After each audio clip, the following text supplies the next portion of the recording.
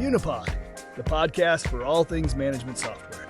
Hello, everyone. Welcome to Unipod, the podcast for all things management software. Today, we have a very special guest in the practice management field. His name is Jared Grubka, and I'll let him just introduce yourself, please, and let us know how you got into the management software world. Yeah, of course. Hi, everybody. I'm Jared Grubka, as she mentioned here, born and raised in Portage, Michigan, now out in sunny California. Story how I got into the management software. I don't think anybody just gets into management software, but it actually started when I was at Michigan State University. Go Green. When I was there, a couple of myself and a couple of other fellow engineers were out there, and we had problems kind of keeping on top of all of our classes, whether it's scheduling, tests, assignments, and obviously we want to know which classes to show up for so you don't miss any tests or any homework that was due. So through that, we built an application for students to help with scheduling and connecting with other students on classes.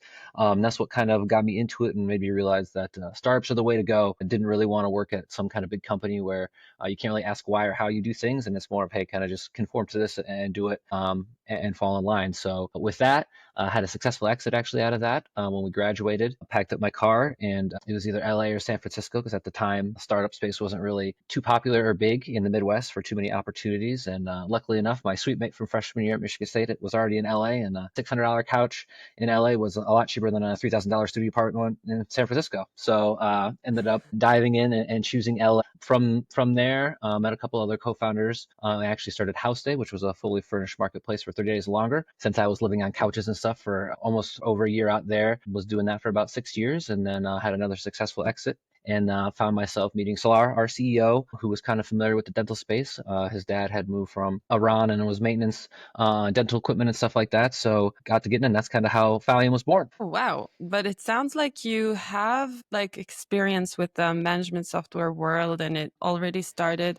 I mean, your scheduling system for university students also sounds like a platform or an application that helps you manage it's not your business, but it's your schedule and your day as a student. So do you think it was like a natural evolvement? Do you think it affected what you did later? Do you see anything similar between the management software that you developed along the years, or is it random and No, absolutely. I think a lot of it is, I feel like if you set out to build a management software, it can be cumbersome because it's a lot of stuff to do. So I think kind of naturally, if you live and feel a daily problem and kind of solve that, you kind of discover and, through users and stuff like that, kind of extra ability or insights to kind of build the next thing to help them just, optimize their overall workflows and kind of move to the next thing. So I think definitely doing my Spartan life at school was kind of eye-opening to that, because first it was just to kind of see,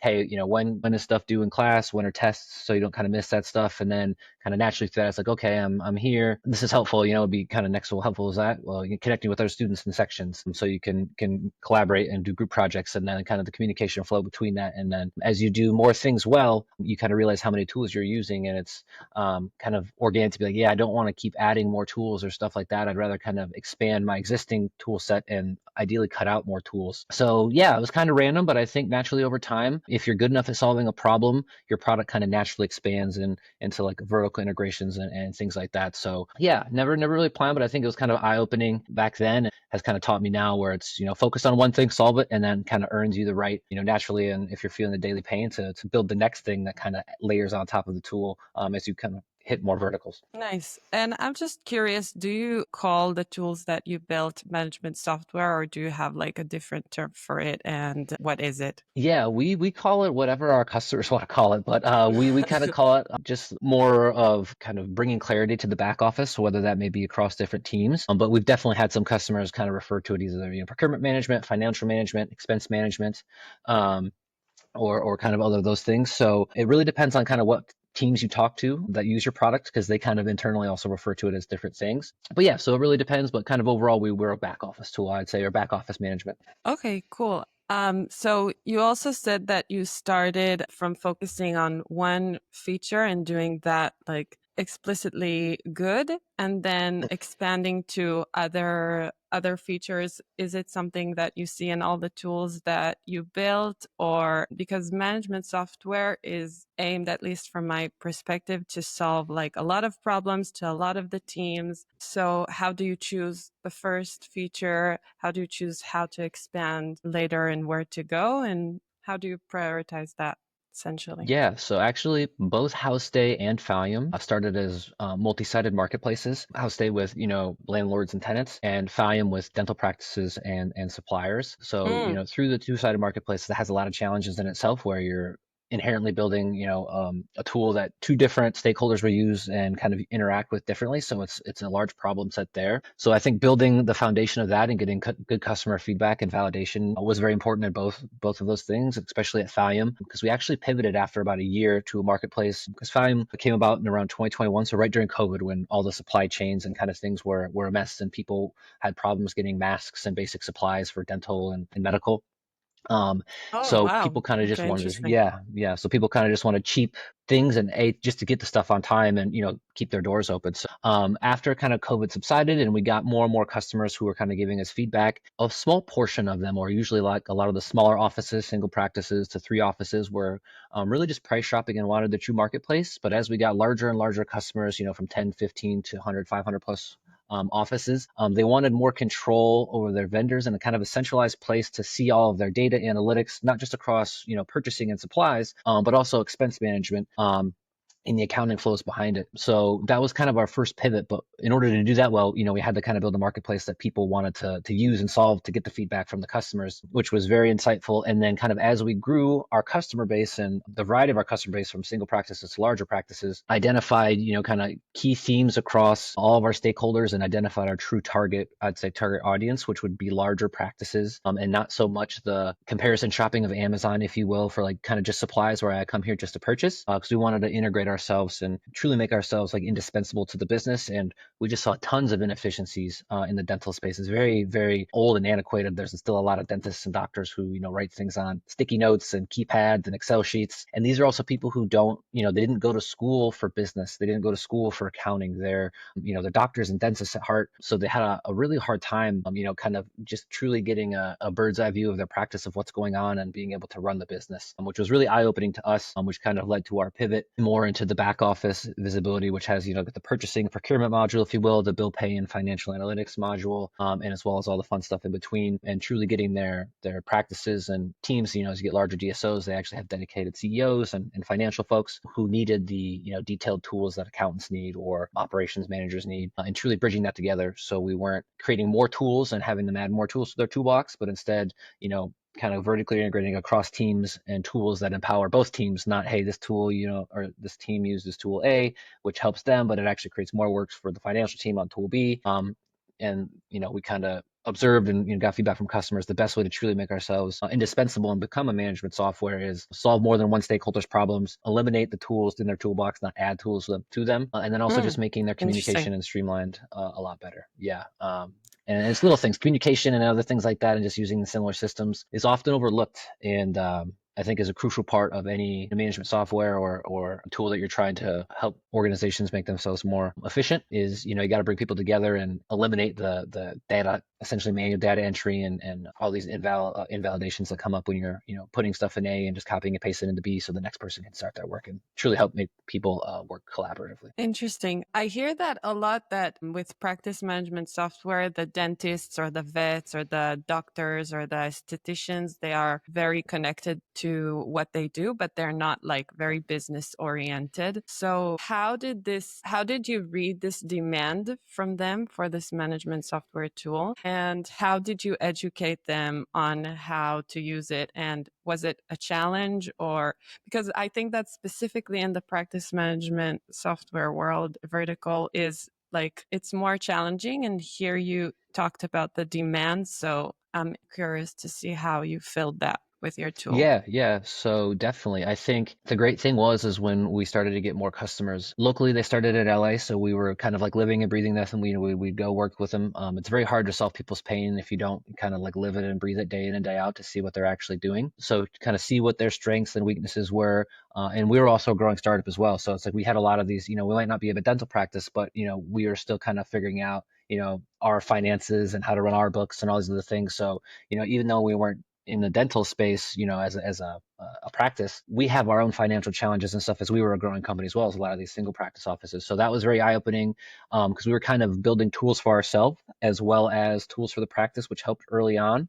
And then as we got larger and larger customers who had kind of been there and done that from maybe a doctor who has one office versus a doctor who had one office and has grown to 10. So we got to see their experiences, and we had a great early batch of customers who, still great customers to this day, who were really open to us and, truly gave us their pain points and problems and, what worked for them, what didn't. So we could kind of educate and build tools, to help them, to go from 10 to 100 offices, but, enable and, provide some knowledge to these single practice offices who, would like to follow in their footsteps, and what would have been helpful if they would have, had when they started, and educated them, on, kind of pitfalls that they had or tools they wish that they had. So the combination of all those things kind of helped us build for ourselves and build as we grow. And then just having really great early customers who, truly opened their doors and let us kind of, work in their day in and day out. So we felt their pain, felt what, kind of needed to happen, as well as all the gaps in their tooling.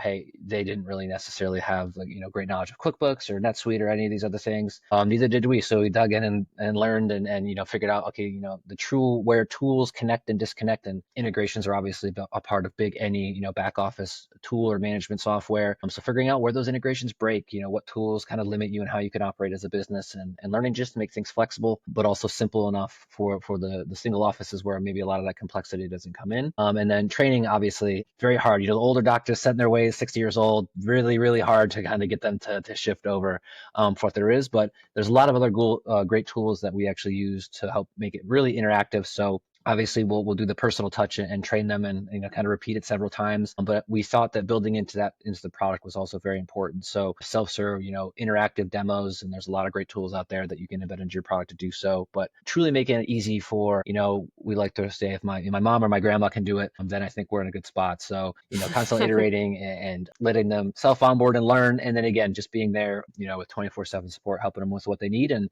over time it works. And then the great thing is when they see the results, they tend to buy in a lot more. So, after they see the time get saved, or see how much visibility they can get into their business, or how much easier it is, or they actually understand what their bookkeepers are doing now because they have the tools to do it. That's when it truly clicks in, and then they actually kind of want to learn more and be like, hey, I want to make sure I'm maximizing on what I can get out of your product, and actually I'd love you if you could do, add X, Y, and Z. So just kind of Yeah. unleashing and unlocking more and more problems that they have. And obviously the best thing you can do is listen to your customers' pain points to see what it really is, and ask the right questions to figure out what that true pain point is, and not necessarily the symptoms. And I guess you maybe also have like already data about what's the first thing that unlocks the first pain point and then leads them to explore more about your software.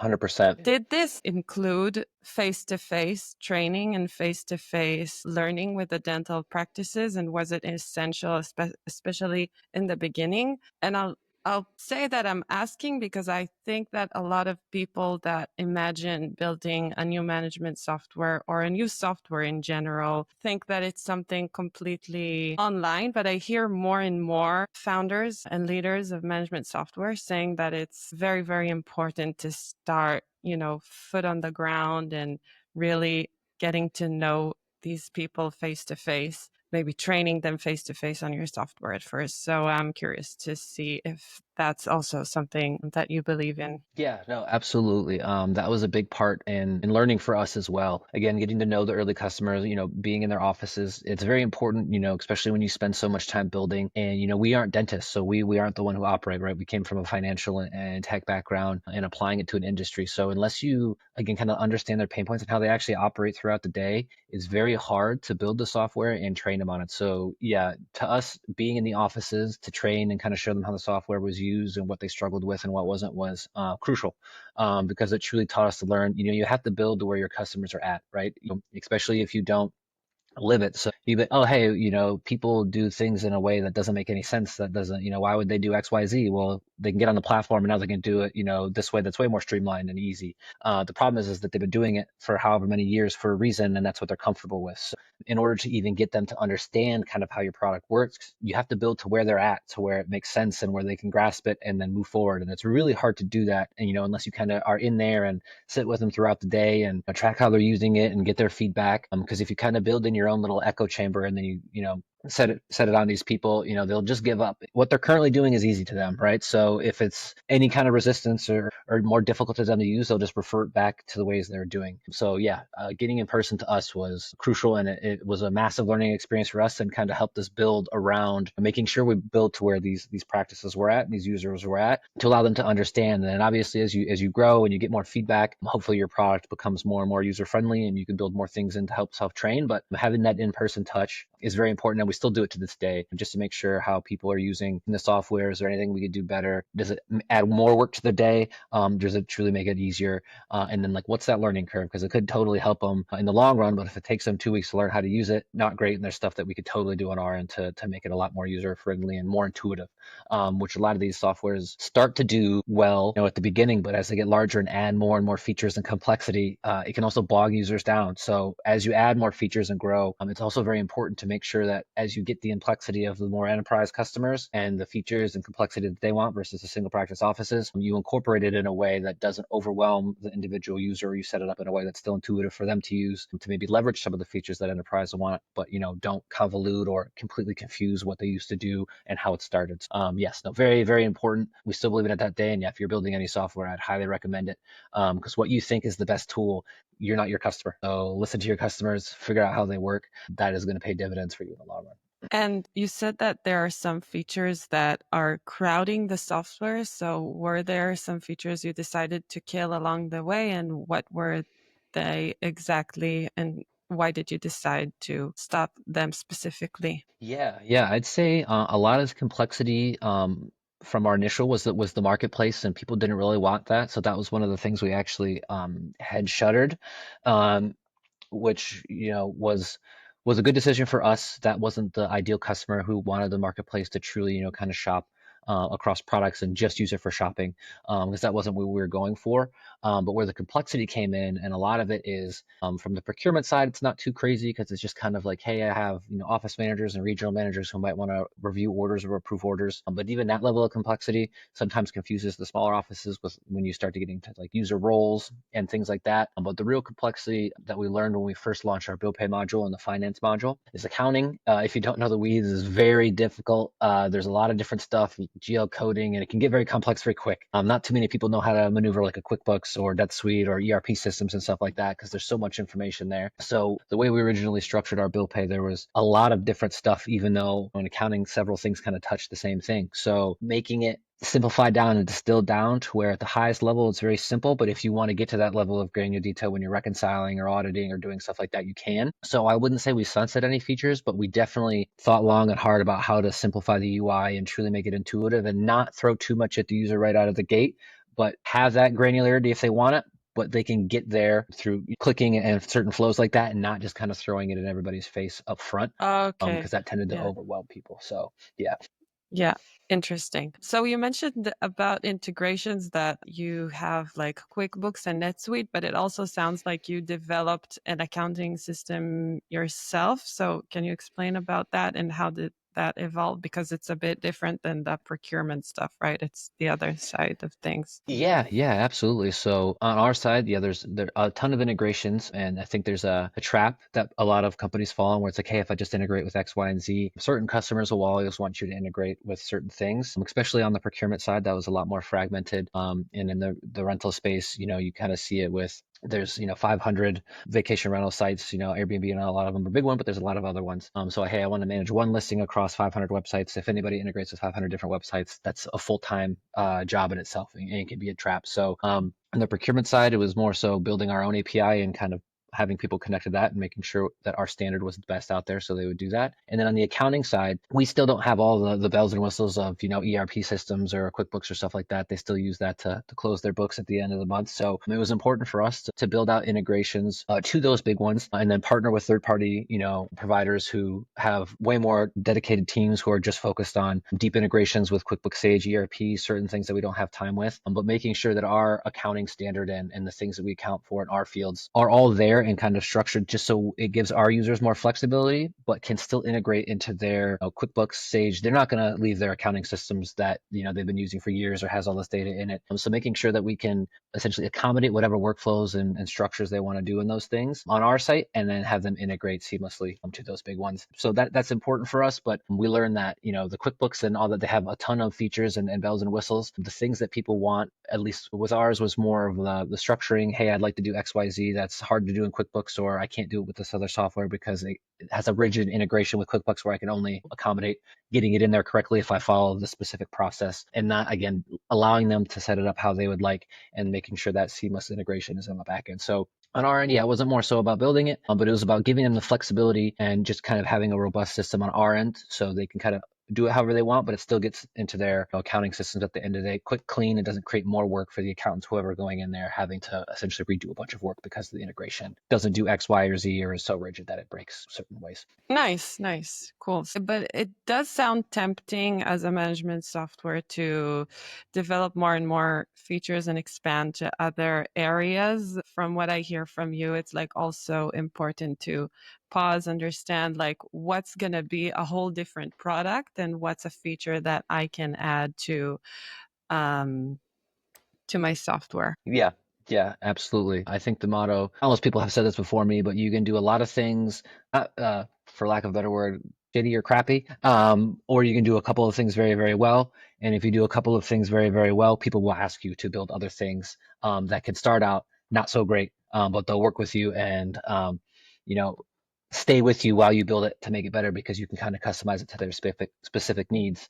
which is also why I think nowadays the more management softwares and vertical integration softwares is industry specific, because they can build specific use cases that what applies to dental practices doesn't apply to the aerospace industry or medical. So I think that's also a very specific thing, because those workflows are different, the tools are different, and again, if you try to do everything at once, you're not going to do anything well, and nobody will stick with you because what they're using is already better. But if you can kind of earn your right in doing a few things very, very well, and you've built and grown with them, they trust you to build the next thing, and they'll help you build the next thing better than anything that's been built. Yeah, so I think that the roadmap should make sense and like evolve naturally and not to force anything. And I also hear a lot of management software founders talking about the users' requests, that some of them can be very tempting and they want you to, and like a big account wants you to do X, Y, Z, and you're like, yeah, okay, let's develop everything. But at some point, you really need to prioritize your roadmap and understand what makes sense for your management software and for your biggest customer base. Don't get biased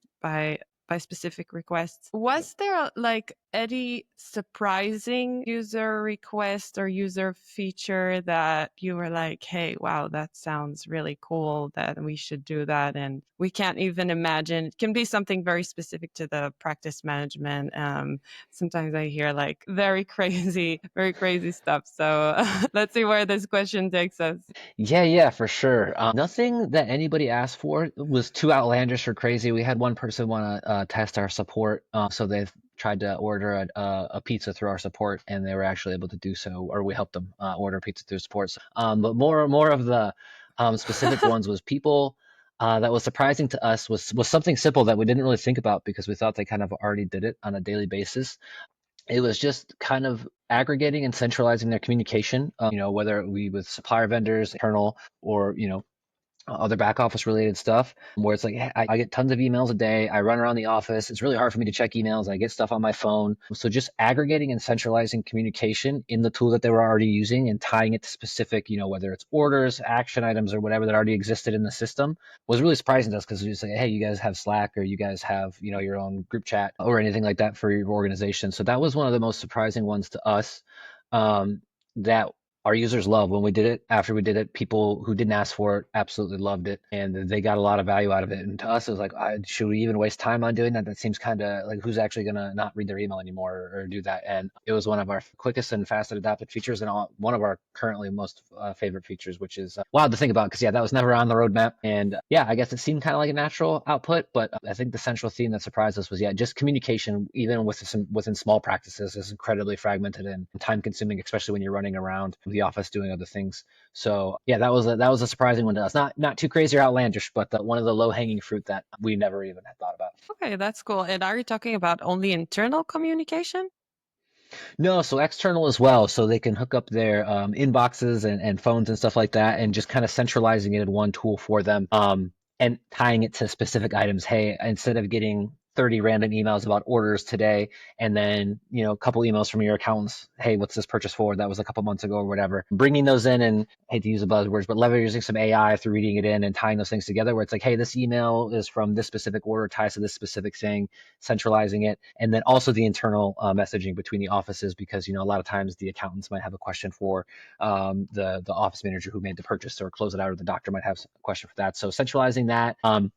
And then we're in the process of like integrating with people's Slacks and stuff like that to do that. But yeah, it was external and internal both was shocking, and you'd be surprised even if a practice with like 5 people how bad the communication is between that. So yeah, that was pretty shocking to us. Yeah, I think it's also shocking because I would expect using another tool or another, there are like lots of products specifically for that. So it's Yep. almost like you're solving like a different pain point inside your management software Yeah, that, yeah, it's definitely what I would say like a solved problem through other tools. But I think that's the unique thing about like vertical specific management software is if you're in that tool for 6, 7 hours a day, you kind of want your other stuff there too. That there's a lot of other tools that use, but especially no shade to dental practices, they're not the most tech savvy or on the cutting edge of things. So integrating that stuff into the things that they already use is a massive benefit to them. yeah, nice. In your opinion, what's the difference between good or average management software and completely industry leading management software? Yeah, I think that goes back to being dedicated and specific to what you want to do, and constantly reevaluating to make sure that you don't get overly complex and overly sophisticated so people lose the ease of use, yet you have the complexity and detail to get that granular level of things they need so they don't need another tool to do that. So I think the not great softwares do that, try to grasp at straws. Oh, hey, customer asks for this, customer asks for Y. We can easily, it's kind of similar to some other industries, so we can get more customers, let's expand to this, even though, they don't realize that the problem set is going to be very different because they're trying to expand faster or get into another market. So I think the bad softwares do that. They do kind of generic and then try to grasp at straws, so they don't do anything well. It doesn't really work to anybody's specific workflow amazing, so nobody loves their product. I think the amazing softwares, again, kind of stick to what they do, and they might do a lot of different things, but they stick within the specific vertical. They know their customers very well. They know how many tools they use. They know what tools they use. Ideally, they know those tools better than the customers themselves. And they ask questions about when they request certain features. Why are you requesting that feature? Customers are great at giving you symptoms and things that they would like to use, and you'll build the thing 90% of the time, and they'll never use the thing that you built. And it's like, oh, now you need this, and then I'll use you. So it's truly getting to the symptoms, staying in your lane, and earning the right to the next thing, because then that way your customers will organically be like, hey, you've already proven your value. I'm giving you X dollars. I'd love to give you more money if you could do this thing for me. And then if you get one person to do that, you get champions. And then the easiest thing to sell your product is having your customers sell it for you. So I think the excellent management softwares have done that. Nice. Yeah, it sounds that like this natural evolution is very important, and the roadmap shouldn't be cluttered and shouldn't be, it's really like an important part of building an amazing management software. So where do you see your software next? I could imagine, for example, expanding to other kind of practices. You seem focused on dentists, but maybe you think it's actually better to focus on the dentists and expand to other areas of features. So what's your thought about verticalization versus feature expansion, let's call it?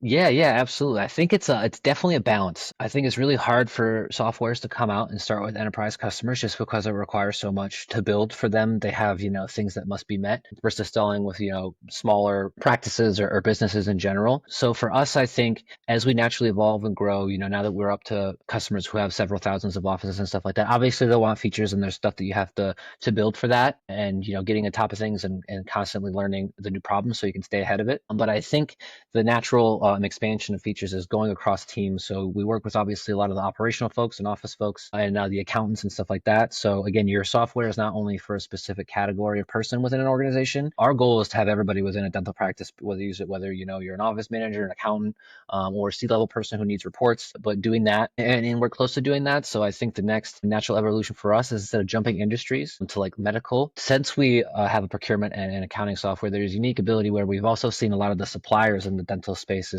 limitations and pain points and things around that. Again, these people are like logistics companies for the most part or manufacturers. They don't, they're not really necessarily tech companies. So they have their own operational flows and they interact with our customers. Same with GPOs and other third parties who work with both suppliers and dental practices. So I think the natural evolution is as we grow our team to build for those stakeholders too, so we can truly be the tech platform or partner across the industry. Because when you have everybody interacting on the same interface or stack, it makes operations easier, it makes communication easier. You can bring the dental practices closer to the suppliers and tighten those relationships. I think great software brings users together across and you're not kind of injecting yourself as a middleman. So I think that's a very exciting opportunity. But again, you have to balance that with, we started with dental practices. We need to make sure we build and, really keep continuing to serve them and release new features. But at the same time, kind of naturally get our tentacles, if you will, into solving the other stakeholders' problems, which at the end of the day will also make the user experience for dental practices better. Wow, okay, that's super interesting. That's like acquiring a whole set of new users to use your platform, right? Instead of well, it's not instead because you say there is a balance here, but the thought, I mean, didn't even come to mind. It's like a whole different area that it's interesting if you go there and expand like the type of users on your software. I guess it contributes a lot. It can contribute a lot to the stickiness of it. Do you see like softwares in the space doing the same thing, or is it like something completely unique? Yeah. None of our direct competitors in this space do they kind of focus on either accounting software or procurement software kind of separately. They don't really, kind of conjoin those. They're not, as focused on doing the vertical aspect. They're more, I would call it like feature chasing, but they have, they've been in the space for longer. They have a lot more enterprise customers to your point. So it's like, hey, they're building features that their customers are requesting. And that's not necessarily a bad thing. But we've just kind of taken a different viewpoint where, we think the true value, there's not going to be a procurement manager and then an accounting manager and then somebody else. We think in 10 years, the accounting and procurement team should work together. That's, kind of going to be consolidated into one role. So they're kind of more, I would say, just like either procurement or accounting focused, not really bridging the gap. And then obviously the procurement folks work on like a little bit of the supplier side. Well, any procurement software will have, kind of the two-sided marketplace, which gives you that natural organic ability to work with suppliers on that side. So yeah, it's interesting. It truly depends on the approach because a lot of our competitors, consider themselves like procurement software. We consider ourselves like a financial operations software. Okay, nice, interesting. Sorry. Do you see this Yeah. affecting your churn rate in that sense? Because I could imagine that having so many people, is that part of your churn reduction plan? Let's call it. Yeah. No, we've been very fortunate that we've chosen our customers so they're good fits. We have over a 98% retention rate actually from even our customers starting from day one. The biggest area of churn actually started when we kind of pivoted from the marketplace to more of the financial operations lens of it. Because if you want to do kind of more of the Amazon shopping or in our space, the Net32 shopping, we just aren't that. So that's kind of where our initial customers were like, hey, I want a marketplace. I just want to, see the cheapest deals and not have to set up existing accounts and all that stuff. So that's where we actually saw the largest churn. But to your point, no, it'll definitely be a metric that we keep our eyes on. Because again, we don't want to just drop the ball with our current customers and not build anything new for them. We want to continue to listen to them and grow. But we hope that us building these other features and engaging the other stakeholders, whether it's suppliers or accounting systems, is hopefully increases our user experience, because the latent times and data transfer and the visibility into the supply chain and integrations with their end tools gets better and better over time and not worse. So we're hoping that actually helps increase our retention rate. And also, we're still a lean growing startup, so not every customer is an ideal customer. And I think it's very important to identify, and be very honest with yourselves and with your customers. Hey, this is what we're good at. This is what we can do. If you're looking for XYZ, we might not be the best fit. Hey, go to our competitor or go to this other software. It doesn't hurt our feelings. We just truly, genuinely try to be honest, transparent, and help people. And if we're not a great fit now, we'll circle back when we think we could help you out. And if we can help you out in any way in the meantime, we would love to do so. But just because you're not our customer doesn't mean hey, screw you. You're not buying our stuff. We truly believe that, hey, if we're not a good fit now, we're going to continue to work it and build things. And then if there's ever a day where we might think we can help you out in the areas that you wanted, we'd be happy to reach back out. So, that's kind of our viewpoint, to foster that and continue to grow that. And then again, I think through that, it kind of helps you figure out what you should be building, what you shouldn't be building. And depending on what stage in your business, you can, take risks and see how that works out. But you got to be able to earn the right to take risks. Otherwise, if you make the wrong step, too early on, you're not going to have a business to run before you can get there. Interesting. So it sounds like the integration and the software itself is like across a lot of teams and is very into the business. So I assume there's no really freemium version of the tool, but for a lot of management software it is. So were you thinking about it? Did you try it? Did you test it? How do you deal with that? Yeah, What do you absolutely. think about So it? we offer a free trial, but not necessarily like a unlimited freemium. For the first 2 years, actually, when we switched to the FinOps, we made it free. And then we learned that actually dragged us in a lot of directions. And that was probably one of the biggest missteps we made. Not a misstep, but, learning experience, where when you give something to somebody for free, they're going to ask for a lot of stuff. There's going to be a lot of stuff that they don't like, and there's nothing wrong with that. But then it kind of, if you don't have a clear vision and guide on what you want to do, it can send you in a lot of directions, and you can spend a lot of time early on building a lot of the wrong things. And that's what we did, before we pivoted and we started that. We kind of built a lot of stuff where more features that, people wanted that, when we built them, nobody ever used them. And it's like, okay, well, now that you have that, you need to also have this. But when we switched to the paid, when people are actually, willing to pay you for a service, that means you're doing something good enough for them to actually have to pay you for it. So they find value in it inherently. And then when they find value in it inherently, it's a lot easier to take feedback from somebody who, again, already found value in it, so they're paying you, than somebody who has it for free and they want to do a bunch of other stuff, and you're never going to be as good as the other thing. So the freemium was a great learning experience. And again, we offer free trials and things like that, but there's not like a forever freemium, if you will, just because that the people who are paying for the software have a specific need. And again, they find value in it. So the people who already find value in what we do, we believe are our better fit customers, again, for where we're at right now. And that help kind of guides our roadmap and what we should be building, because the people who already find value in it can find more value in it that they're willing to pay for, which just gives us more strong product direction and continues to narrow our focus. Because again, in management software, it's really easy to see a nice shiny thing over there and let's go for it, and then go see another nice shiny thing over there and then go for it. But building and executing, I'm sure, as you know, once you start getting into it, it takes a lot longer. It's a lot more complicated. There's a lot more edge cases and a lot more problems that you have to solve. And if you don't kind of stay on your vision, that's when you can start doing a lot of things okay, but nothing great. Yeah, I think it's an interesting take, and I'm sure it affects your marketing strategy a lot, because for software platforms, it's I think the freemium version can be a very easy win in that sense. Mm-hmm. But for softwares like this, especially, I guess, in the financial and the procurement, where you need so many users and you need really to educate a lot of your users, it's probably something that might not be a good fit. So when you're building your management software, you just need to probably think what's the best thing for your customers, and the freemium version might not be always the answer, like you say. So I think that's a good point that you mentioned here. Yeah, 100%. Yeah, as you said, I think it's definitely key to knowing your industry and the audience you're trying to serve. If you know what they want and know how they do it, I think the pricing model is totally right. Because I think for most softwares, to your point, freemium gets you in, and then when you get the enterprise or more users on it, that's the hook, right? But you need one champion. So yeah, I think it totally depends on the industry, but no, that's a good point. And I think you had there an interesting point about connecting between the financial and the procurement areas of the business. And I was wondering if payments is also something in between there that you see in the future of your software. Yeah, no, absolutely. It's one of the most requested features for sure by far from our customers. One of the most complex features because there's a lot of different ways to go about it. There's a lot of companies that enable you to do it faster. There's other companies that enable you to kind of sit on the virtual bank. So, you can kind of make money off the interchange. And that's really great for a business model. Making money, moving money is very good and it helps the user and it keeps costs down. And I think that's an organic kind of evolution of the product between procurement and payment. Again, there's just a lot of complexity and you have to earn the right to touch people's money. Procurement, again, kind of a one-way door when you place orders. So you have to make sure that you get that right. Getting the supply chain data and stuff like that is a two-way door, not necessarily crazy if you get a wrong tracking number or things are delayed. But payments are a big deal, especially for small companies. If you mess up one payment or one thing or one mischarge,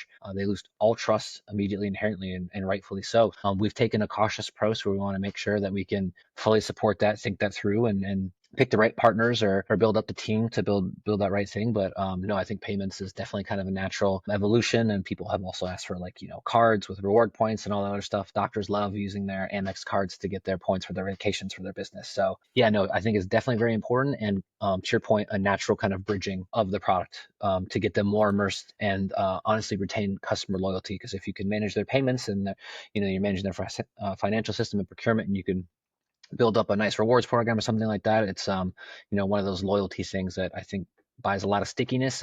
I use Amex myself and I'm suckered in for their points. So it's one of those things where you can get creative with it and create like another moat and a stickiness to a product where it's like, oh yeah, people kind of view payments if you're not really in the spaces. Oh yeah, you're just making a payment or whatever. But there's a lot more to it and a lot of depth to it that I think provides stickiness for customers and is definitely an opportunity for any marketplace or business if you can kind of seamlessly do that and do it well. Cool, interesting. So we're about to wrap it up. So I'll just ask you a final inspirational question, if you like. What's your biggest challenge right now, and what's your approach in solving it? Yeah, I think there's two. One is the easy cop-out answer of manpower, engineering power, limitations of having all of these things to do and a lot of things to build and not having a ton of people to do it.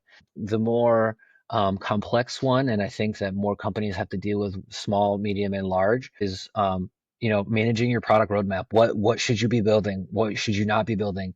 And how you keep that on time with expectations with customers. That is an incredibly hard challenge. We're still trying to learn to this day. I love books on Netflix and Amazon and how they did it, but everybody has their own struggles, and these companies still try to do it this day. So yeah, I think just kind of, you'll never be able to perfect the roadmap, but making sure you're always aligned with your customers and what's best for the business and what you want to do and where you want to be. And continuing to shoot for the stars, but execute on it. So that is something that we're definitely doing, and to solve it, we tried different things. We tried monthly product cycles, getting all the teams together in one space so we could brainstorm for a week, blow off some steam. We tried 2-week sprints, being more agile. And kind of where we're at now is fine tuning between both. And back in the early days, we would always kind of when we do our sprints, we'd like bid. Every employee would be able to bid on what kind of thing we wanted to work on. So Funny. yeah, it's a never evolving process and something we're still trying to figure out. But I think that is a unique challenge that honestly any tech company probably has, is maintaining and keeping a roadmap and figuring out what you think you should work on and what you should stop working on, even if you maybe build your business on it or is your baby and you love it, but it's not doing what you need to do. Being able to kind of drop that so you can pick up the next thing. Yeah, I think that's an important thing that we learned from earlier this conversation. Not being afraid to get feedback, to make changes, to irritate, in order to really be close to your users and take their feedback. And yeah, so that's a good point I'm taking from this conversation. I had a great time with you, Jared. Thank you very much Me as for well. spending time with us and sharing your knowledge. Yeah, thank you so much for having me. Hopefully I wasn't too boring or too rambling for you. No, not at all. It was great. I really enjoyed the time with you. Thank you. So what I'm gonna do next is